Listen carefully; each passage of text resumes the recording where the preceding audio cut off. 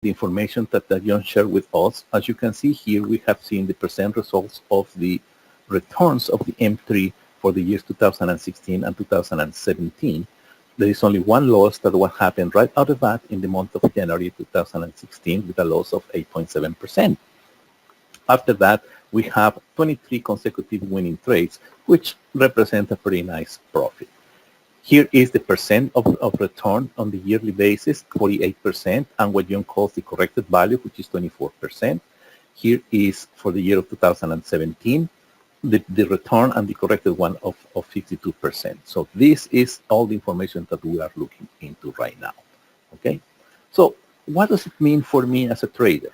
Okay, well, what it means for me is that if I do have a portfolio with $50,000 and I have followed these particular trades that John has been reporting and get the same results that he's doing that, my portfolio will have grown from $50,000 to an amount above $110,000.